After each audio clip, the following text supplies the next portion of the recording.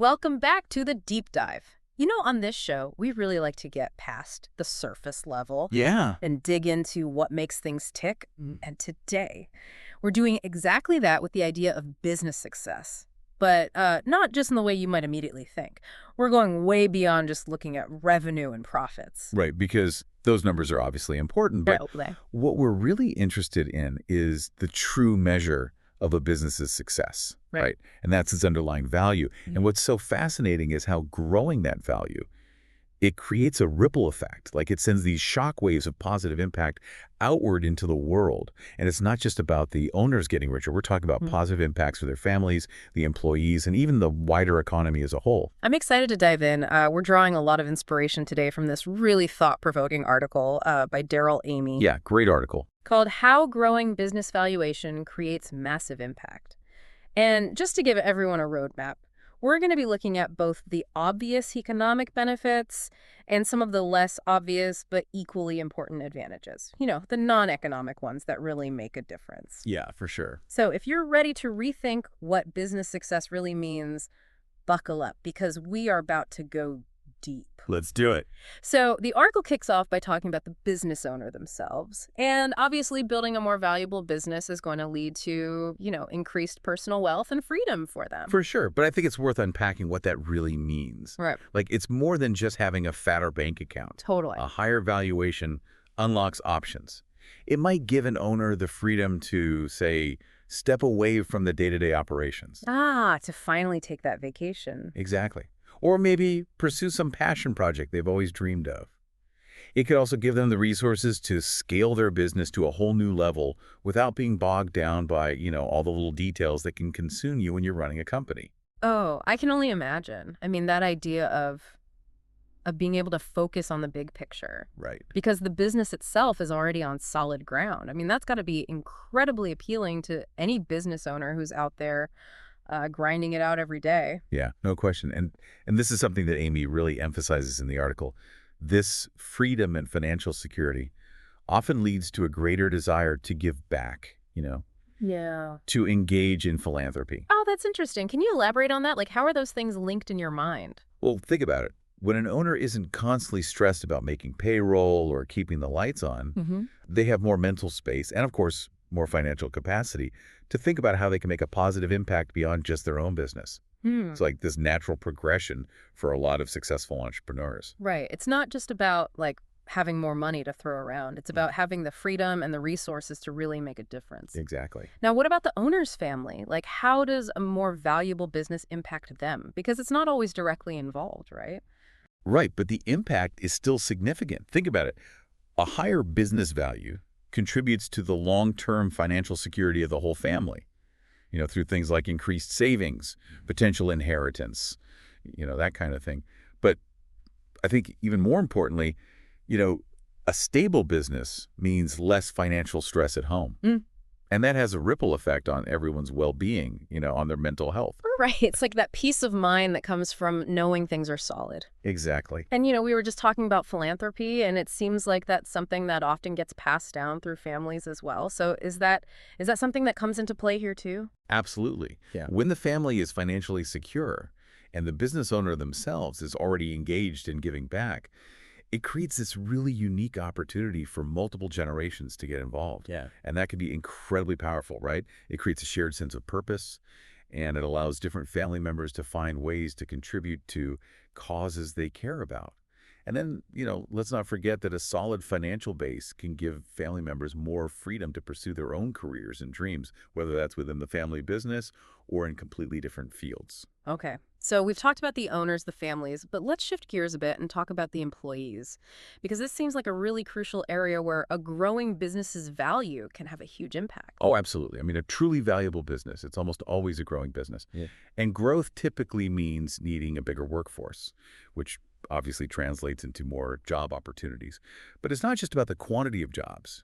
It's about the quality of those jobs, too. Right. I mean, a more valuable company is also usually in a better position to offer higher salaries, maybe some performance-based bonuses or incentives to really reward employees for their contributions. Yeah. And we can't forget about the benefits package. That often sees some pretty big improvements as well. Yeah, things like better health insurance, more generous retirement contributions, and maybe even stock options, which actually give employees a real stake in the company's success going forward. Right. And in a business that's stable and has a lot of underlying value, there's this natural increase in job security. Employees feel more confident that their jobs are safe, and they can really plan for the future. Plus, as the company grows and becomes more complex, it often creates new management and leadership roles, which provides clear pathways for career advancement within the organization. And I think it's super important to remember the wider economic impact here, too. Every $100,000 of economic activity that a business generates is estimated to support about one new job somewhere in the economy. Wow, that's a great stat. It really highlights how the success of even a single business can ripple outwards and create a whole web of positive impacts. And that brings us to the topic of taxes, which, might not be the most exciting thing in the world, but it's a really critical part of this whole conversation. I know, right? People don't always immediately connect taxes with positive impacts. Yeah.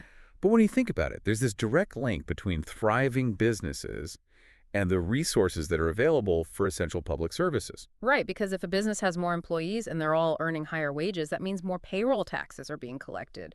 Things like Social Security, Medicare income tax, all of that. Exactly. And of course, as profitability increases, the business also contributes more in corporate taxes. Mm. And even when a valuable business is eventually sold, the capital gains taxes from that sale contribute to the public coffers. So all of that increased tax revenue isn't just some abstract number on a spreadsheet. It directly funds all those vital services that we all rely on. Mhm. Like schools, roads, healthcare, emergency services. It really is a concrete connection between a healthy business environment and a strong and thriving society. Absolutely. And the ripple effect extends beyond just taxes, right? When a business owner sells their valuable company, where do those funds typically go? They're often reinvested back into the economy, fueling even more growth and activity. The article specifically mentions real estate and financial markets as two common avenues for reinvestment. Yeah. Let's unpack how those create further positive economic impacts. Yeah. So first up, real estate.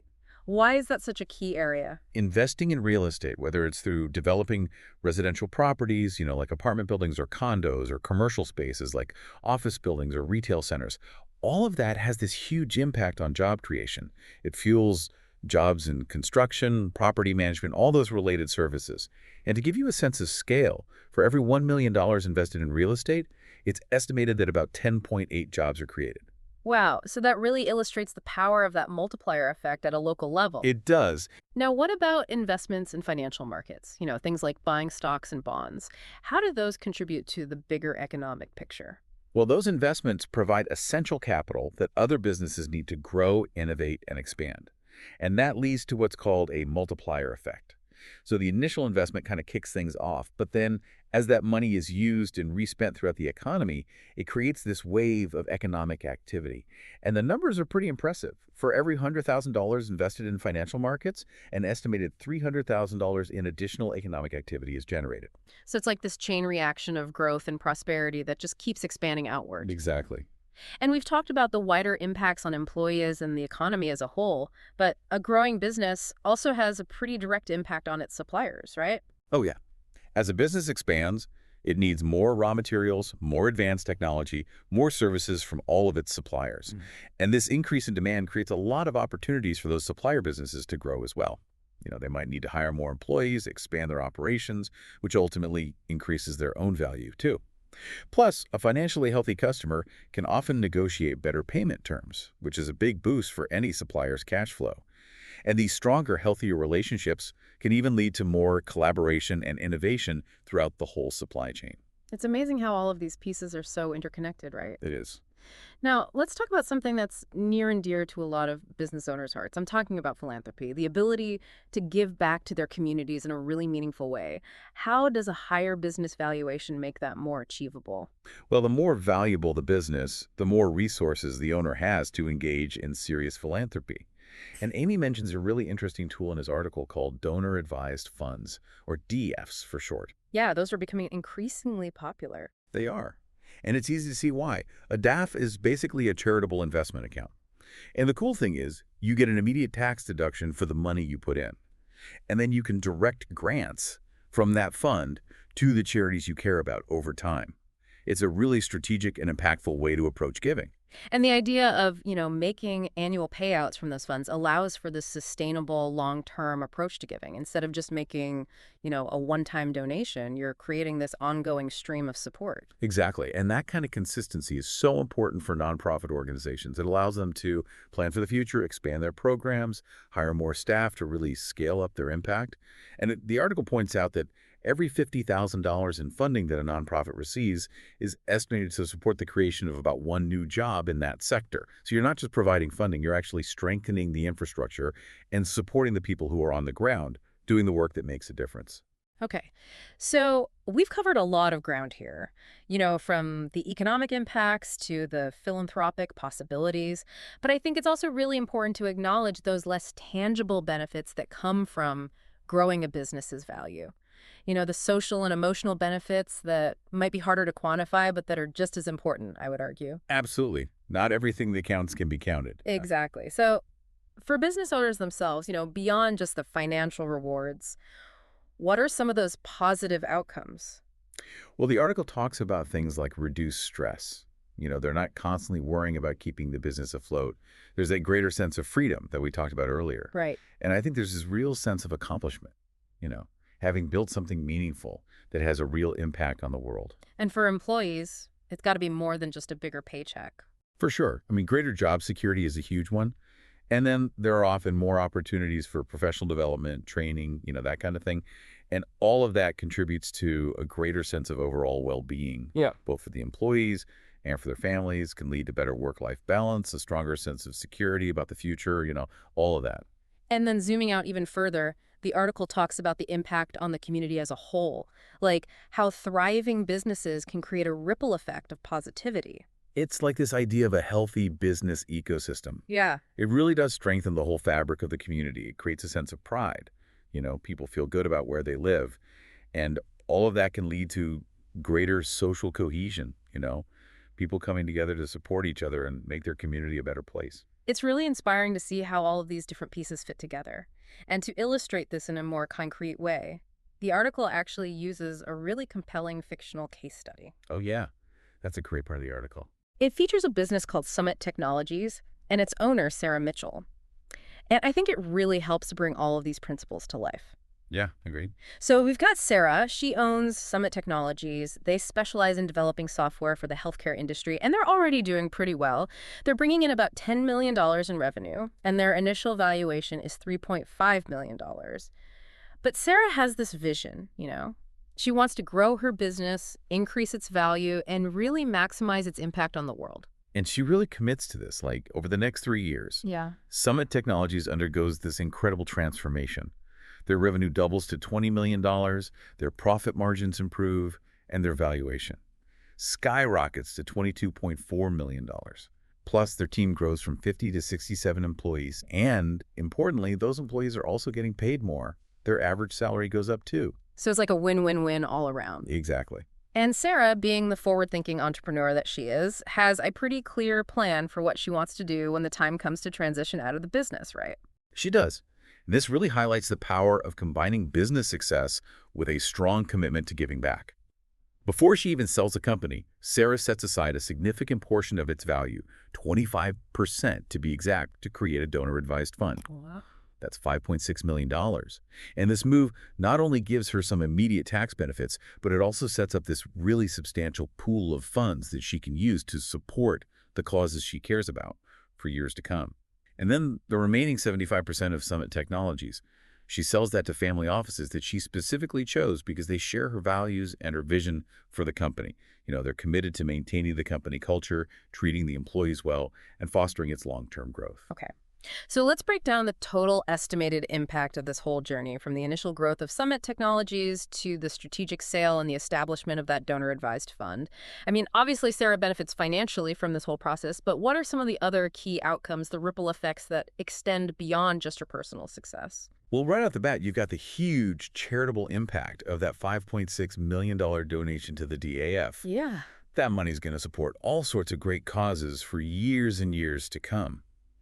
Then there's the direct impact on jobs, right? Summit Technologies created 17 new jobs as it grew. But the impact goes way beyond just those direct hires, like we talked about earlier. The article also digs into the impact on housing in Sarah's local community. What were some of the specifics there? When Sarah sold the company, she took a portion of those proceeds and reinvested them in real estate development. And it's estimated that that investment led to the creation of about 36 new housing units in her community. That's amazing. Yeah, it not only increases the availability of housing in general, but can also lead to the creation of more affordable housing options, which is a huge need in a lot of communities. And, on top of that, those new housing units generate more property tax revenue, which can then be used to fund local services and further improve the community. It's like this virtuous cycle of positive impacts. It really is. And then, of course, there's that national economic impact through Sarah's investments in the broader financial markets. Based on that multiplier effect we talked about earlier, it's estimated that those investments led to about $21.84 million in additional economic activity across the country. Wow. Yeah, it's a pretty incredible result. And finally, and I think this is really important, the case study highlights how all of this ultimately contributes to human flourishing. The employees at Summit Technologies are better off. They have better jobs, more security, higher wages. The charitable organizations that Sarah supports through her DAF are able to expand their reach and have an even bigger impact on the world. And Sarah herself, Yeah. well, she's achieved her goal of creating a successful business that has a positive and lasting impact on the world. Sarah's story really is inspiring, and I think it beautifully illustrates the point that growing a business's value is about so much more than just, personal enrichment. Yeah, I think that's a great takeaway. It's about building a legacy. It's about creating a ripple effect of positive outcomes that touch so many different aspects of society. It's about creating jobs, fostering higher wages, strengthening communities, and enabling meaningful and sustainable philanthropy. It's really powerful stuff. It is. And it all comes back to this idea that businesses have this incredible potential to be a force for good in the world. And when they focus on that fundamental goal of value creation, they're not just growing their own bottom line, they're investing in a brighter future for everyone. I love that. It's so true. So as we wrap up this deep dive, I think it's worth leaving our listeners with a little something to ponder. As you think about the role of businesses in the world today, what's one area of impact that really resonates with you? What gets you excited about the potential for businesses to make a difference? It's definitely a question worth exploring as we all try to make our own mark on the world. I agree. It's something we should all be thinking about. All right, that's it for this week's deep dive. As always, thanks for listening. Thanks, everyone. We'll catch you next time.